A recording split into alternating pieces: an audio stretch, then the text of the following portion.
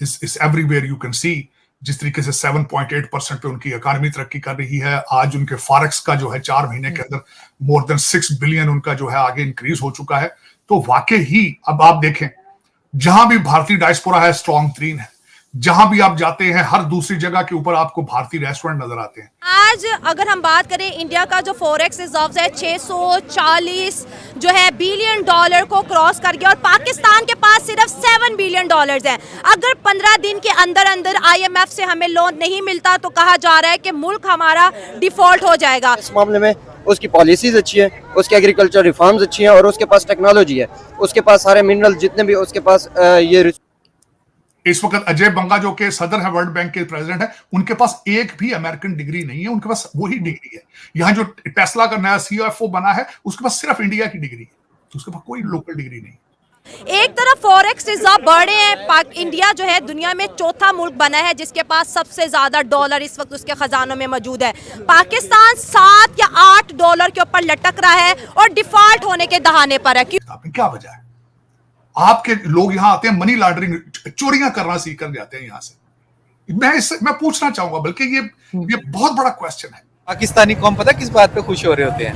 कभी आप परेड के दौरान देखिएगा कि हमारे जो सिपाही होते हैं ना वो चलते चलते टांग उठाते हैं ऊपर करके, वो इंडिया वाले भी उठाते हैं। तो हम इसी पे खुश हो रहे होते हैं कि इंडिया के सिपाही की टांग इतनी ज्यादा ऊपर नहीं उठती।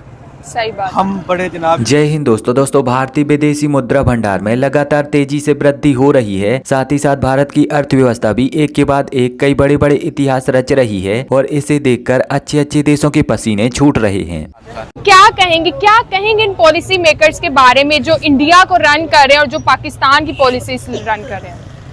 देखिए जी, सबसे पहली चीज़ तो ये होती है कि आप ये देखा जाता है कि आपकी मैशियत जो है, जिस तरह मैशियत में आती है ये चीज़ सारी, जब तक हमारे पॉलिटिशियंस अपना सरमाया निकाल कर अपने मुल्क में इन्वेस्ट नहीं करेंगे या बाय दूसरे कंट्रीज़ हमारे मुल्क में इन्वेस्टमेंट नहीं करेंगे किसी भी वाले से, हमारी इंडस्ट्रीज़ बंद पड़ी हैं, ठीक है ना। सरमायाकारी हमारे मुल्क में हो रही है तो हमारा जो ये कह लें कि आप बैकअप है वो कैसे ऊपर जाएगा। आप जितने वजीर मशीर जितने भी यानी कि क्या लें ब्यूरोक्रेट्स हैं, आप इनके घरों की तलाशियाँ लें, यहाँ पे इतने डॉलर निकल आएंगे आपके, इंडिया से कई ज़्यादा डॉलर के घरों में निकल आएंगे इनके। तो पॉलिसी मेकर्स जो है ना, पॉलिसी मेकर्स कौन है? जो मुल्क चला रहे हैं, ठीक है ना। उनकी अपने जेबें जो है वो अल्हम्दुलिल्लाह भरते भी उन्हें कर्जा लग जाता है, तो वो कैसे मुल्क के ऊपर इन्वेस्ट करेंगे वो? सही। हमारे मुल्क का अलमिया ये है कि यहाँ पर जो भी आता है ना वो अपने लिए पॉलिसी बनाता है, ना कि अवाम के लिए, ना कि मुल्क के लिए। जब तक आप और ये सारा कुछ जो है ना ये अवाम को चाहिए कि अवाम, मैं पहले भी अक्सर यानी कि कई इंटरव्यूज़ में ये कहता रहा हूँ कि जब तक अवाम हमारी किसी एक प्लेटफॉर्म पर नहीं आएगी ना, ये हमारा बैकअप मजीद लो से लो ही जाएगा। आप ये देखें कि जो वज़ीर आज़म है वो कहता है जी मैं अवाम का खादिम हूँ, वज़ीर आला आते हैं जी मैं अवाम का खादिम हूँ। कैसे खादिम है? आप लग्जरी गाड़ियों में घूमते हैं, अवाम आटे के लिए तरसती है।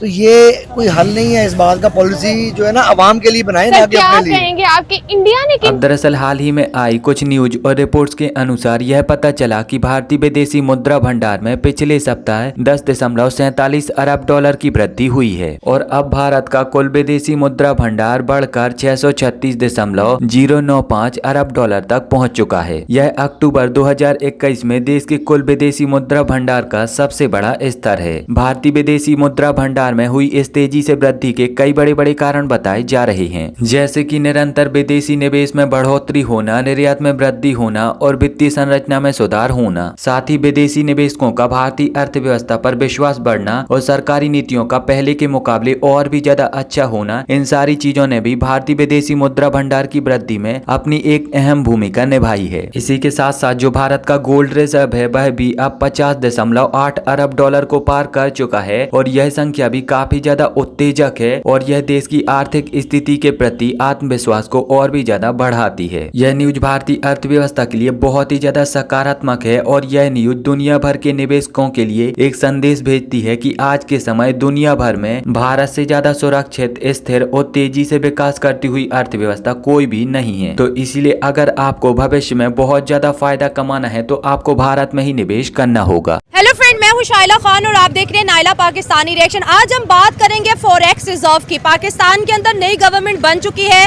और आते ही हमारा फर्स्ट जो इम्प्रेशन रहा वो ये था कि IMF से हमें लोन चाहिए पाकिस्तान चलाने के लिए।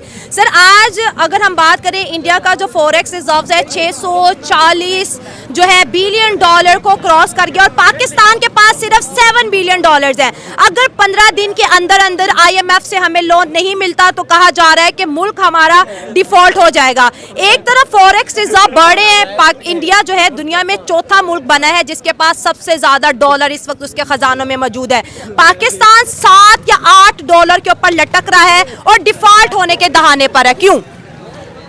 सबसे पहले बात तो ये है कि फ़ॉरेन पॉलिसी में अक्सर आपकी बात आ जाती है तो आपको सबसे पहले मतलब खुद मुख्तार होना चाहिए। जबरदस्त। उस मतलब बदकिस्मती से पाकिस्तान तो खुद मुख्तार नहीं है।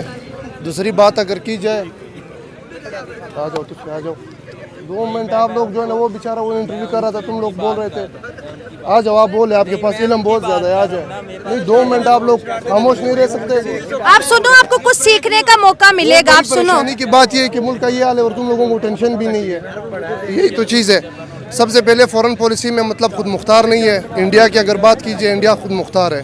हमारी फ़ॉरेन पॉलिसी मतलब नहीं है, फ़ॉरेन रिजर्वायर्स हमारे पास नहीं है। सबसे पहले एलीट कल्चर को ख़त्म किया जाए, जो सरकारी प्रोटोकॉल्स है, ये चीज़ें आपकी जो चीज़ जा रही है। IMF हम अगर लोन दे रहा है, IMF अपनी प्रोजेक्शंस करता है तो वो कहता है कि आपने जो है ना एक एलीट कल्चर को ख़त्म करना है। लेकिन इस वक्त जिस तरीके से इंडिया आगे जा रहा है और डॉक्टर जयशंकर ने उसको बल्कि ब्रांड का नाम भी दिया है, आपको लगता है बात की जाएगी क्या भरोसा दोबारा भारत करेगा इससे पहले जो कुछ हुआ है? देखिए इस वक्त मैं सब थोड़ा सा ऐड करना चाहूंगा। डॉक्टर जयशंकर साहब की बातें बिल्कुल सही उन्होंने की हैं। जिस तरीके से वो तरक्कियों पर हैं, जिस तरीके से अगर मैं उनकी 10-15 चीजें गिनाऊं तो वाकई ही भारत इज अ ब्रांड। जहां भी उनका डायस्पोरा जिस मुल्क में भी अब इस वक्त पहुंचा है अपनी तालीम की वजह से, वो वहां पे वेरी इंस्ट्रूमेंटल है, वेरी इंस्ट्रूमेंटल है।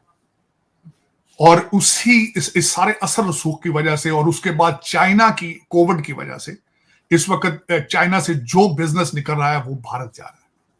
तो ये सारे सर्कमस्टांसेस देखे जाएं तो मुझे लगता है जिस तरीके से कि गुप्ता सिविलाइजेशन, अशोका सिविलाइजेशन थी और उस वक्त वो region was very civilized. Taxila university के अंदर 150-200 AD में 2000 टीचर थे वहां पे, और वहां पे जो आर्यन आए थे उनके बारे में मशहूर था कि वो वेद की किताबें अपने साथ लेकर आए थे। तो अगर वो वही दौर मुझे आता नजर आ रहा है, अगर इनकी टीम इंटैक्ट रही, कोई ऐसी नेचुरल चीज ना आ जाए कि जो रोक जाए, तरक्की को रोक सके। वरना इस वक्त इस एवरीवेयर यू कैन सी जिस तरीके से 7.8% पे उनकी इकॉनमी तरक्की कर रही है। आज उनके फॉरेक्स का जो है 4 महीने के अंदर मोर देन 6 बिलियन उनका जो है आगे इंक्रीज हो चुका है। तो वाकई ही अब आप देखें, जहां भी भारतीय डायस्पोरा है स्ट्रॉन्ग 3 है। जहां भी आप जाते हैं हर दूसरी जगह के ऊपर आपको भारतीय रेस्टोरेंट नजर आते हैं। जहां भी आप जाते हैं चिकन टिक्का मसाला इस इंग्लैंड की नेशनल डिश है। और जिस तरीके से इंडियन कल्चर को, इंडियन टूरिज्म को प्रमोट किया जा रहा है, योगा देखें हर घर में घुस चुका है दुनिया के। तो yoga started from, so the Bharat is brand, इसमें कोई शक नहीं है।